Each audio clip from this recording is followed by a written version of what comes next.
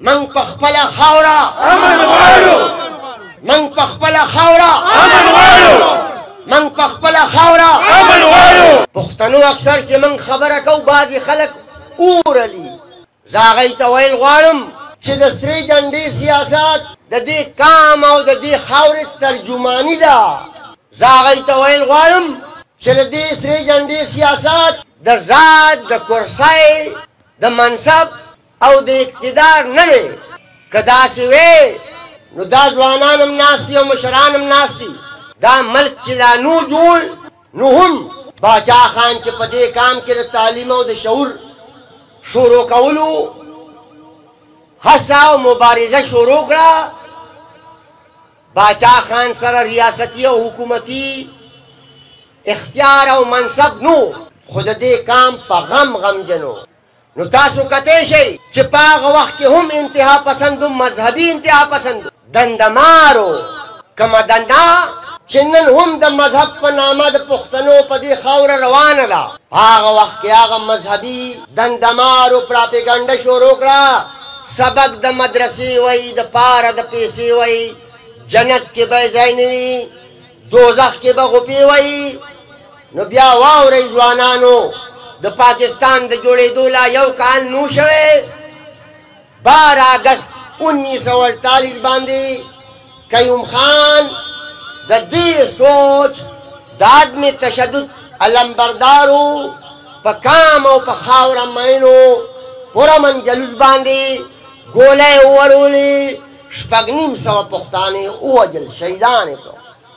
ګرانو مشرانو عوامي نیشنل پارټي امن غواړي عوامي نیشنل پارټي جمهوریت غواړي او دا پارټي ده دا سیاسي سوچ دی دا په دې ټوله منطقه کې یو جینون سیاسي جماعت دی چې د دې سیاسي جماعت په هره مسله په هر مشکل د ولس جامع واضحه او ولسي موقف ابهام نه لري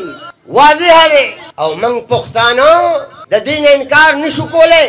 چې که د پښتنو په خاوره جهالت دی سپینګیرو نو دا د بدامنۍ پیداوار دی د پښتنو په خاوره که پسماندګي ده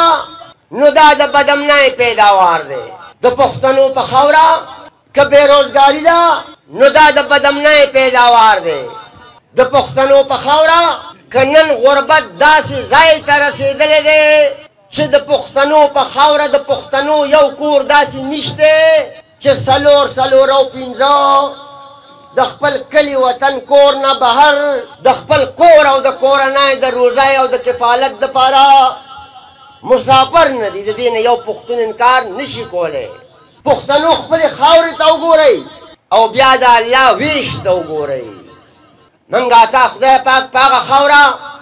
پیدا کړي یو موږ تاله خدای پاک هغه خاوره راکړې ده چې دا شاعران صاحبان وایي چې د خدای تعالی هر نعمت موږ له خدای پاک په دې میداني علاقه کې او په دې غر کې راکړې دی خو قبضه ده پې ډاکه پې لګېدلې ده تاسو د دې خاورې دې جنوب ته وګورئ د دې تیلو ته وګورئ د دې ګیس ته وګورئ د دې معدنیاتو ته وګورئ د دې غرونو ته وګورئ او داسې د ټول پښتون وطن د قدرت د آمدن ذرایعو ته وګورئ زه به یې لنډه کړمه مختصر به یې کړمه چې پښتنو دا خاوره زمونږ کور دی زمونږ دفتر دی زمونږ پټی دی المیه دا ده چې زمونږ په دې پټي د دې پټي په پیداوار او د دې پټي د پیداوار په آمدن قبضه ده نتایج دا دي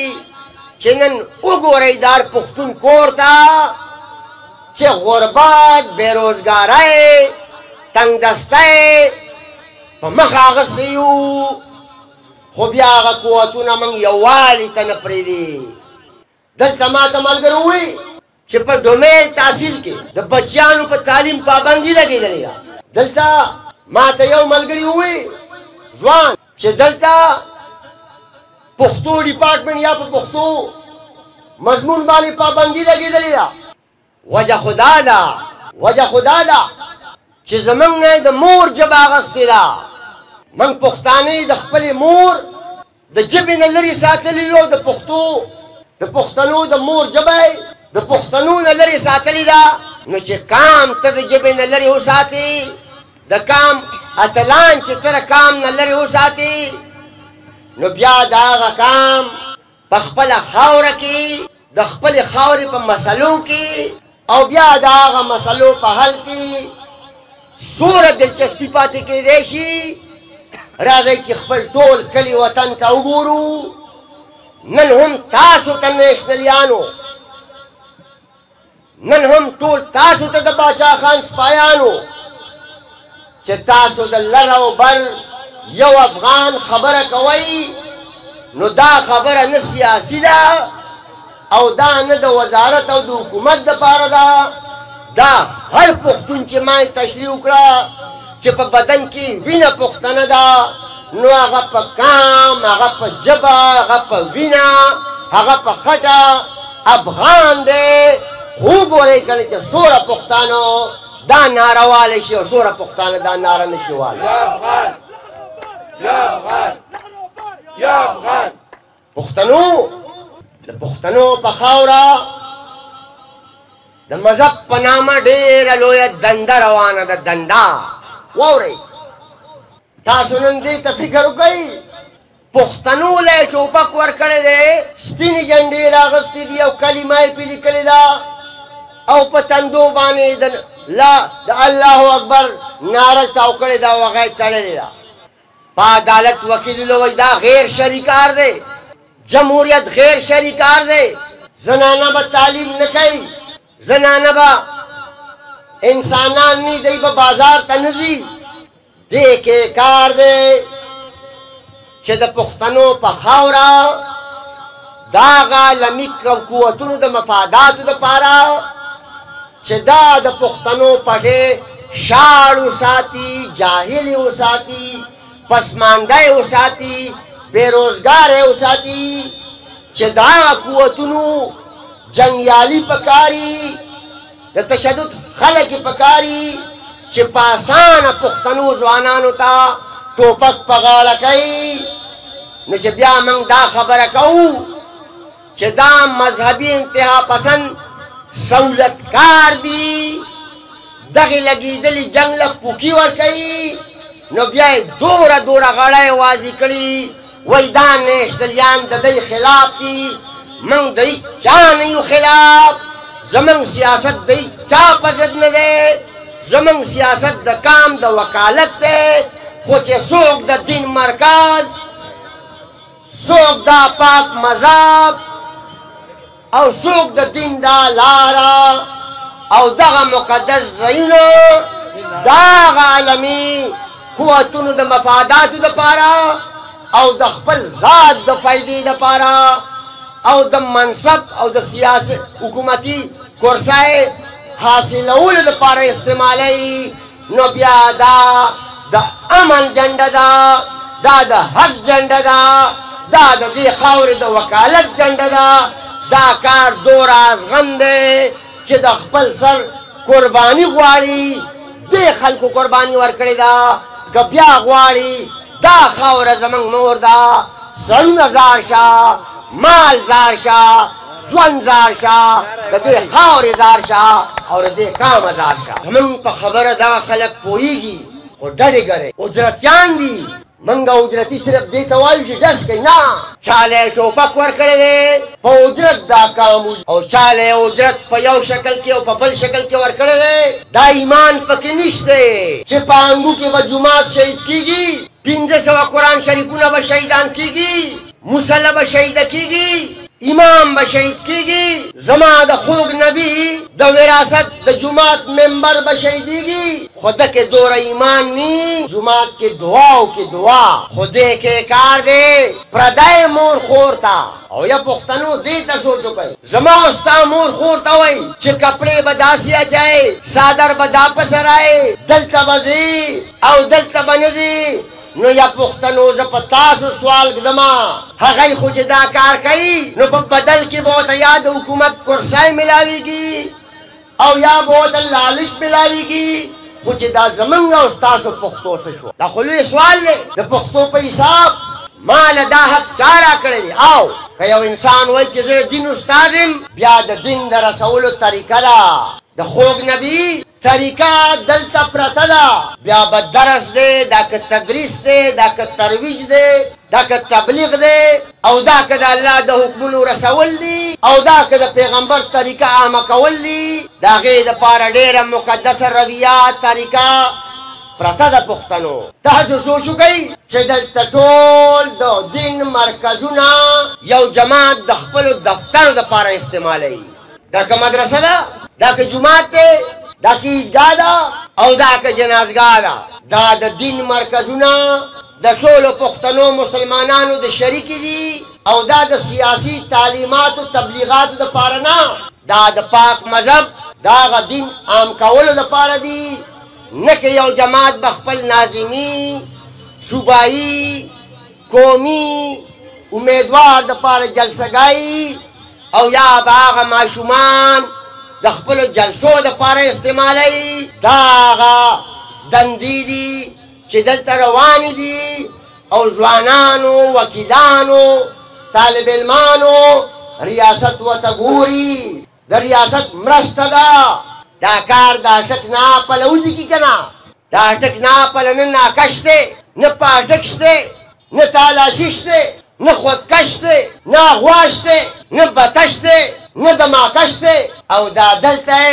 چې غړی واضح کړي او ځان د دین علمبردار ګڼي لاړ شه که نه هلته وګوره سړه سماوات ده نو بیا په دغه معنا موږ دا خبره کوو چې پاکستان پنجاب دی او پنجاب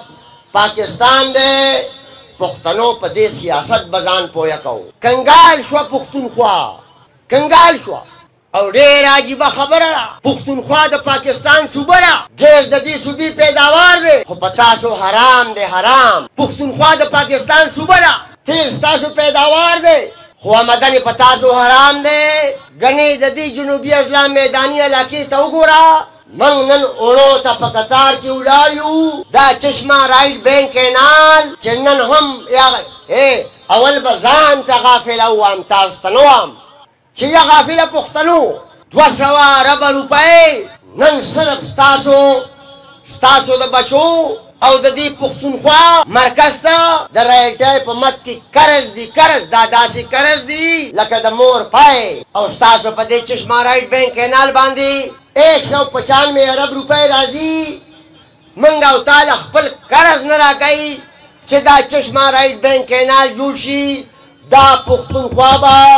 ټول پاکستان لا او ټول دنیا لا غنم ورکوي لکه څنګه چې روس ورکوي نن دلته نه په زور ګیس وړي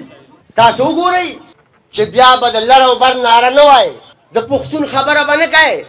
بیا به هغه د پاکستان تنخوادار دا که سپینو جامو کې دي او دا که وردای کې دي تاسو پوهېږئ بیا به دې ځوانانو ته وایي د پښتنو خبرې مه کوئ د دې نه نفرت جوړېږي او هغه د مذهب په نامه دندمار به بیا دې ځوانانو ته وایي چې د دې نه اسلام ته خطره ده زه تپوس چې دې بچو له چې خدای وله ورکړې ده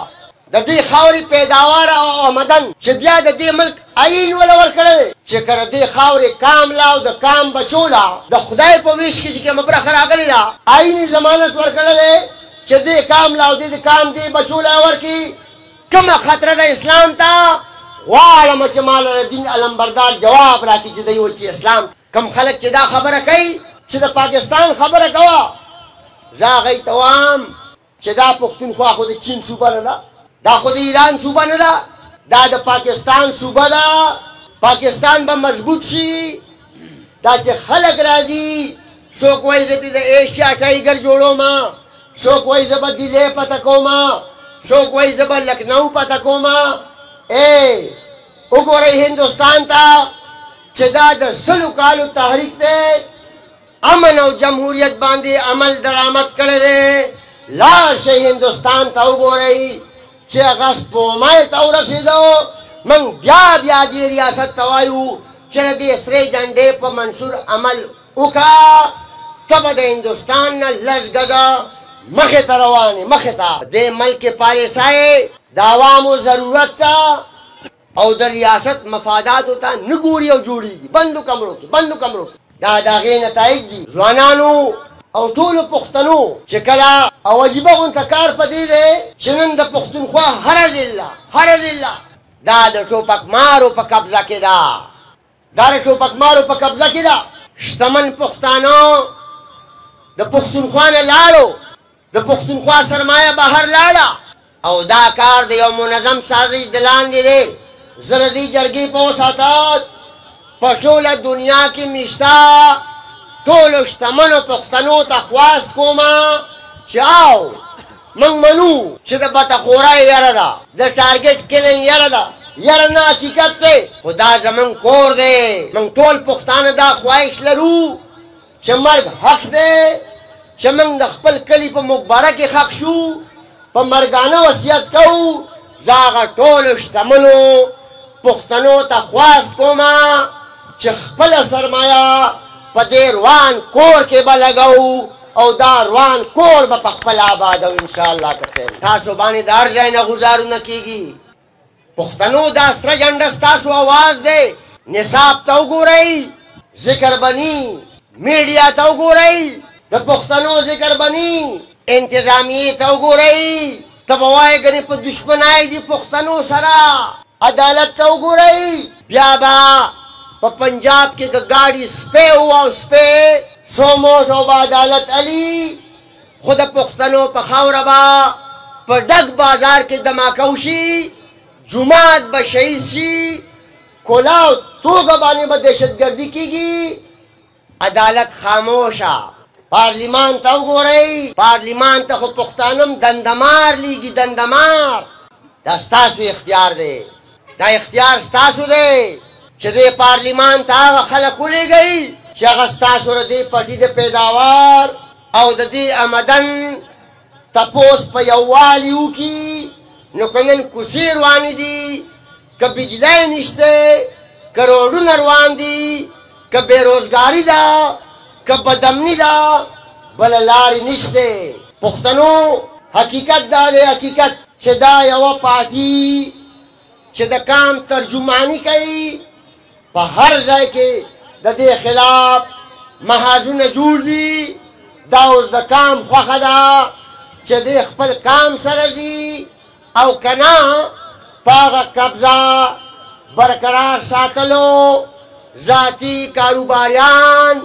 یا د هغې په بدل کې منصبونه اخیستونکو سره ځي. تاسو 15 کاله وشو، 15 کاله هر ځای دا خبره کومه چې پښتانه د خپل کام سره لا نړو، پښتانه د خپل کامي سیاست سره لا نړو. وګورئ څومره محرومۍ سیوا شو، څومره مشکلات سیوا شو. رس چې تېرېږي، رس زموږ او ستاسو په مسلو کې اضافه کېږي. دلته ستاسو ګیسي وزیرستان کې چې هلته ولس راوځي، پنجاب ته پیپونه ځي چې څوک راوځي د دې پښتونخوا صوبې افسران پې FIR کوي. دغې افسرانو له پښتنو په جرګه ورشئ، دغې جوماتونو له په جرګه ورشئ، مدرسو له په جرګه ورشئ. وکیلان صاحبان ناست دي، دا هوښیار خلک دی. زه د دې جرګې په وساطت ټولو پښتنو وکیلانو ته خواست کومه چې په انفرادي توګه خو پښتانه غربت او بېروزګارۍ داسې ځای ته رسولي دي چې په دې کچرو کې ټوله ورځ د تره د رواره سره مقدمه ده، د خورۍ د ماما سره مقدمه ده، د لور د مور سره مقدمه ده، د خور د خور سره مقدمه ده، د تربور د تربور سره مقدمه ده. زه ټولو پښتنو وکیلانو ته خواست کوم چې د کام مقدمه په شریکه راوچته کړي. موږ ټول پښتانه تبلیغ کې روان یو، په لکونو. زه هغه ټولو پښتنو د تبلیغ مشرانو ته وامه چې هغه تبلیغ مشرانو له تاسو په جرګه ورشئ، ځکه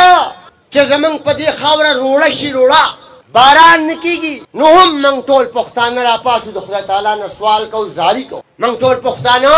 چې کله د څاروو مرض راشي نو هم د خدای تعالی نه سوال کوو، زاري کوو. که په انسانانو مرض راشي، کورونا راشي او بل مرض راشي، که په ځناورو مرض راشي. ای زما د تبلیغ محترمو مشرانو، 45 کاله وشو چې دا پښتانه لکه د ګډو بیزو په شان وژل کېږي. خواست درته کوو، هغه پښتنو تبلیغ مشرانو ته خواست کوم چې د دې کام چې دا هم د امت برخه ده خو ژبه یې پښتو ده دا امت وګڼئ او هغه پښتانه تبلیغ مشران خپلو هغه مشرانو له لاړ شئ او زموږ راهنمایي وکئ ځکه چې کوم خلک دلته د بدامنۍ جاري ساتلو دپاره استعمالیږي هغوی نامه د شریعت علي د شریعت چې هغه د تبلیغ مشران او علماء حق موږ مقتدیان په دې خبره پوهه کړي چې زموږ په دې روانه دهشتګردۍ خو جومات خاموشه دی مدرسه خاموشه ده جنازګاه خاموشه ده عیدګاه خاموشه ده نو دا دوره لوی ظلم چې روان دی د قرآن او د سنت په رڼا کې دي عالمان صاحبان راسي چې دا د پښتنو په خاوره د دین علمبردار چې خاموشه دي دا ولې خاموشه دي نعوذ بالله که دا د مذهب حکم وي چې خاموشه دي هم دې موږ پې پوهه کړي او که په دې خاموشي نه پکار د دې مخنیوی پکاري هغه خلکو ته هدایت ورکول پکاري دې مقتدیانو ته یا دې امت ته راهنمایي ورکول پکاري نو زه د هغه عالمانو نه ډېر په احترام دا هغه لکونو کونډو چې خاوندان په دې دهشتګردۍ کې شهیدان شي دا هغه لکونو یتیمانانو چې په دې دهشتګردۍ کې شهیدان شوي دي دا هغه معذورانو دا هغه بېوسو بېکسو په نمایندګۍ او په وکالت هغه عالمانو ته ویل غواړو چې د دې کام راهنمایي وکړي مشرانو معاشره یې دومره غیر سیاسي کړې ده دومره چې دلته اوس هېڅ چاته په هېڅ څه ځان بد نه ښکاري تاسو وګورئ مال ته په 48 کې د قیوم خان ذکر کو 2023 ته وګورئ د 2013 وزیر اعلی ته د پښتونخوا وګورئ او د 2018 وزیر اعلی ته وګورئ هغوی به دومره لوی لوی تقریرونه د هغه پارټۍ او د هغه لیډر په شان کې کول چې تاسو یې ګوایئ نن وګورئ دومره کنجل او دومره بدې ردې ورته وایي چې دا به دې طالب علمانو په ډکشنرۍ کې هم څنګه چې ما ذکر وکړو دغه مذهبي دنده د دې دپاره استعمالوي چې دا خاوره وجاړه وساتي او دا دندمار چې نظریه یې نشته د یو پښتون مسلمان دی به عقیده لري عقیده زمونږ دغه مسله ده او پښتون به نظریه لري نظریه زمونږ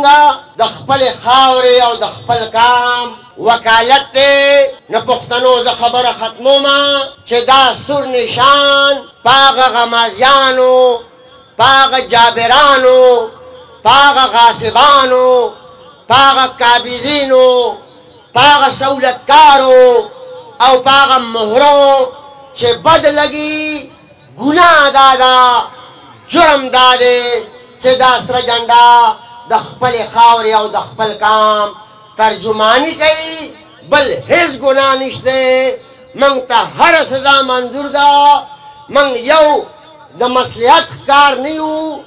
وعده ده تر قیامته دې خاورې او دې کام سره چې د دې مظلومه زخمي ځپلي خاورې او کام وکالت او ترجمه دا که د خپلو سرونو په قیمت ولني دا به جاري ساتو انشاءالله دغه مذهبي دندمار سندره کافره ده سندرغاړی کافر دی د سندرو اوزار کافران دي ښځه به بورکا شي دا بدی دا بدی دا بدی دا بدی راپاسئ پښتانه یو سندرغاړو ته هم خواست کومه چې راپاسئ دغه د پاک مذهب علمبردار نشي کېدی دا د مذهب په نامه استحصال دی شاخیلانو ته هم خواست کوم چې راپاسئ شاخیلان ورته کافران ښکاري د نایارو کار ورته غیر شریک ښکاري کسابانو ته هم خواست کوم چې راپاسئ دا هغه جنډه ده چې د ټول کام د وکالت نماینده ده دا که د جومات امامان دي دا که د مدرسو استادان دي او د سکولونو دا که شاخیلان دي دا که ټرانسپورټران دي دا که زمیندار دي دا که طالب علم دي دا که هر بشر دی د هر بشر د وکالت او د ترجمانۍ علامت دی ټول کام ته به خواست کومه چې په دې خپله لاره به ځو او زه اکثر ګورم اکثر چې زمونږ ته په دې سرې چوپای ځان بد ښکاري. زما دا خبره دې هر ځای ته ورسي چې دا ځوانان ناروی چې ځو تر خپل منزله ځو تا سره ایمله ځو او بیا وایي چې بادشاه خان نه تر ایمله. پښتنو دا تاریخ دی د قربانو د جیلونو د نظربندو د ذاتي مالی قربانو د کام دې نظریې سره د څلورو پشتو نه ولي باغ را روان دی. نو دا سهولتکار او مهرې چې بیا کله کله خبره کوي چې دا موروثي سیاست دی نو څنګه چې نن دی هر کال پاټۍ بدلوي د دوی آبا او اجدادم یا د انګریزانو جاسوسۍ کړې دي او یا یې دغسې د کورسای سیاست کړی دی. خو موازنتاً دا خبره کوم محمود خان د سوات دروند پښتون دی زمونږ نه هم دروند پښتون خو دې درېږي په نظریه که نه. پرویز خټک صاحب محترم دروند پښتون دی خو دې درېږي په نظریه. دې کام ته د خپل منشور او خپله نظریه کېږي نشي کېښودی. د سیاست مقصد یې د کورسای دی د کورسای او دا مذهبي دندمار چې په سیاست کې دنده شروع کړې ده وایي د خدای تعالی په ځمکه به د خدای تعالی نظام راولمه. زه ورته وایم چې د خدای تعالی نیکانو بندیانو دا د پښتنو دا خاوره ولې د خدای خاوره نه ده. د دې کام په سر لاس نشي کېښودی. د دې کام د مسلو وکالت نشي کولی. د دې کام د مشکلاتو او د مسلو ادراک نه لري. انګا بنګا وایي انګا بنګا ګډې وډې وایي شپ شپ به کوي اگر مگر به کوي. علي مسجد به شهید شي ساده بیان به ورکي اسلام ته خطره ده او پاکستان ته خطره ده. دوره ایمان پکې ني چې د پښتنو د جومات نامه والي نامه د پښتنو نامه یې په خولې نه راځي. پښتنو په دې خبره ځان پوهوي. څه پروګرام لیټ شروع شي او څو مانځه ته هم بیا ټیم لګي. زه ګڼم دا ما کوشش وکړو چې غټ غټ ټکي تاسو ته ووایم. ټول طالب علمان ټول وکیلان صاحبان استادان صاحبان پښتانه صحافیان صاحبان پښتانه د جرګو مشران صاحبان د جماعتونو امامان صاحبان د مدرسو د کالجونو او د یونیورسټو استادان صاحبان هره شعبه د پښتنو متاثره ده. د عوامي نیشنل پارټۍ د بینر د لاندې د دې جرګې په وساطت د پښتونخوا د پښتنو د وطن هرې شعبې ته خواست کومه چې زمونږ خبره په تنقید هم مه ګڼئ. زمونږ خبره درخواست ګڼئ. زمونږ خبره ډېر په احترام سوال ګڼئ چې زمونږ جنگ د اقتدار نه دی او زمونږ جنگ د چا د ذات خلاف نه دی. نو ځان دې بیا په دې خبره پوه کړي چې زمونږ جنگ د دې خاورې او د دې خاورې د کام دی او دا کام زمونږ نه سیوا ووټ نورو پاټو له ورکوي. دا په هغوی باندې د دې کام قرض هم دی فرض هم دی. تاسو به هم د دغې پاټو احتساب کوئ چې د دغې پاټو په منشور کې څنګه چې د عوامي نیشنل پارټۍ په منشور کې امن او صوبایي خودمختاري موجوده ده. تاسو ټولو ځوانانو له پکار دي چې دغه ټولې پارټۍ په دې خبره مجبوره کوي. تاسو مردم شمارای ته وګورئ 6 سیټونه ستاسو نور کم کړ 6 آبادي وایي د پښتنو کمه شي. د کرک خلک دلته ناست دي. زنانه زمونږ احتجاج کوي کرک له ګیس نه ورکوي خو پنجاب ته یې وړو. دا غیر اعلانیه پښتنو ځوانان واورئ هغوی منلې ده چې اټک د هغوی پوله ده او دا هغوی په عمل کې ثابتوي. خو دا زمونږ او ستاسو ذمهواري ده د ټولو پښتنو چې اولنی کار دا دی چې د خپلې مور ژبې سره به داسې مینه کوو د خپل مور ژبې له به داسې احترام ورکوو لکه چې ټول خپلې مور له ورکوو احترام او عزت. ستاسو ما سره وعده ده خلک لږ راسره وشودرېږئ تاسو هم لږ داسې ګرمی والي یې که نه مشرانو تاسو راسره هم لږ ودرېږئ د کام خبره ده زمونږ ناري کامي ناري دي کامي دي ګرانی خو ټول ځپلي یې که نه که نه یې ځپلي زه چې وایم چې خپله خاوره خپل اختیار نو تاسو به وایئ چې نه منو د بل اختیار د دې ګوره هرګز مطلب دا نه چې اختیار یې د دې سرو ټوپۍ د خاوندانو دی اختیار یې ستاسو زما خیال دا دی چې موږ نیشنلیان په دې خپل سیاست هم تاسو نشو پوهه کولی زما هسې لږ لږ اندازه ده خپله خاوره خپل اختیار نه منو د بل اختیار داسې اواز وکئ پښتنو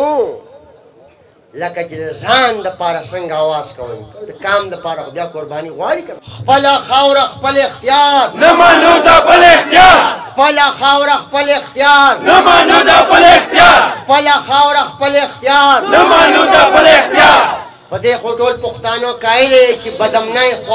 خوارګزار کړو دا خو منئ که نه امن نه بغیر خو ژوند نشته که نه زه به وایم چې موږ په خپله خاوره تاسو به وایئ چې امن غواړو په تېر دا ګوره ذکر دی دا عبادت دی دا شپږم بانګ کوي بانګ